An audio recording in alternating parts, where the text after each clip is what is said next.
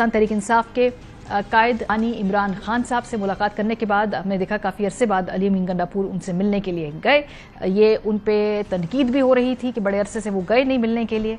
आज मुलाकात के बाद अली अमीन गंडापुर साहब ने बाहर आकर जो एहतजाज की फाइनल कॉल दी है, ज़रा उस हवाले से ये मुलाहिज़ा कीजिए।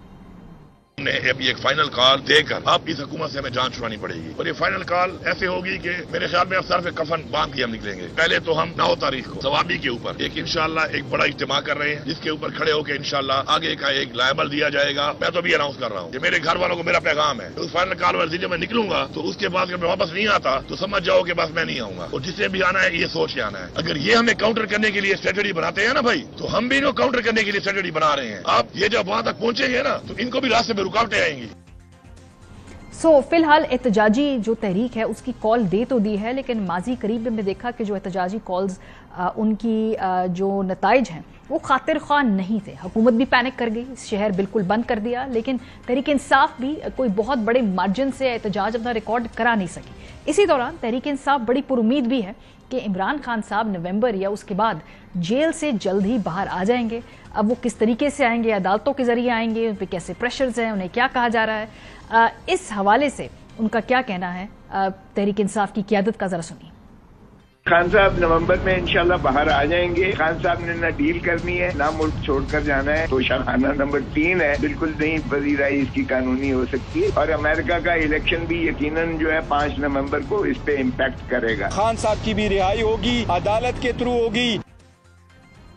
हुकूमत जाहिर सी बात है एक सियासी बयान भी देगी, एक परसेप्शन क्रिएट करने की भी कोशिश करेगी कि कहीं ना कहीं कोई मामला तय हो रहे हैं, क्योंकि इस वक्त अगर तहरीक इंसाफ का वोटर अगर उसको कोई इखलाकी या सियासी तौर पे कहीं कोई पीछे बैकफुट पे जाना पड़ा तो वो इस बात पे हुआ कि तहरीक इंसाफ के जो बानी हैं उन्होंने डील कर ली। माजी हमने देखा कि नवाज शरीफ साहब के वोटर्स भी उसके बाद काफ़ी ज़्यादा डिसअपॉइंट हुए थे। तो इस वक्त अगर कोई डील का तासुर दिया जाता है तो हुकूमत के फ़ायदे में ये बात जाती है। ख्वाजा आसिफ साहब, ये जो जहन साजी है या ये जो नैरेटिव है ये सेट कर रहे हैं कुछ अरसे से, उनका क्या कहना सुनिए।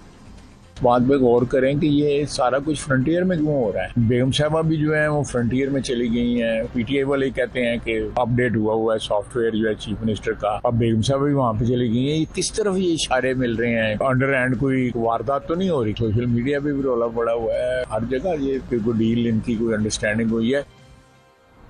इस दौरान पाकिस्तान तहरीक इंसाफ के अपने अंदरूनी मसाइल भी बड़े उभर कर सामने आ रहे हैं। हमने देखा आतिफ खान साहब को नैब की जानिब से 2 नोटिस दिए गए हैं।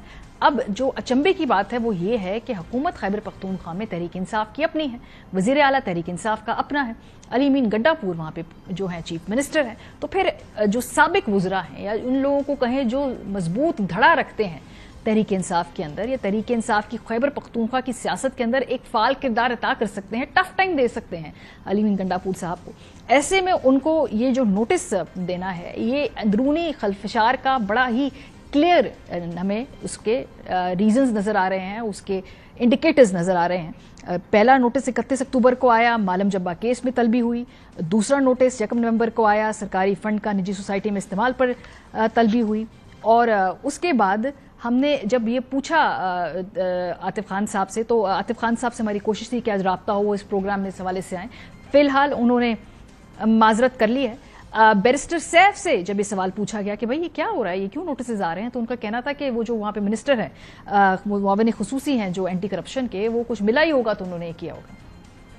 पार्टी बिल्कुल मुत्तहिद है, पार्टी का कोई ऐसा कोई अंदरूनी इख्तिलाफ नहीं है और कोई ऐसी बात नहीं है कि कोई बड़ी कोई डिवीजन है जिसकी वजह से पार्टी के इस्तेहकाम को कोई नुकसान खतरा है। लेकिन जहां तक आतिफ खान साहब का ताल्लुक है, मैं उसकी तफसीलात तो यकीनन मेरे पास इस वक्त नहीं है, लेकिन इतना मैं जरूर कहूंगा कि जो हमारे मुसद्दिक अब्बासी साहब हैं जो मुआविन खुसूसी हैं वज़ीर आला के करप्शन और इन इश्यूज पे जो अकाउंटेबिलिटी का जो हमारा इदारा है, तो वो यकीनन उनके पास कोई वजह होगी कि उन्होंने तलब किया।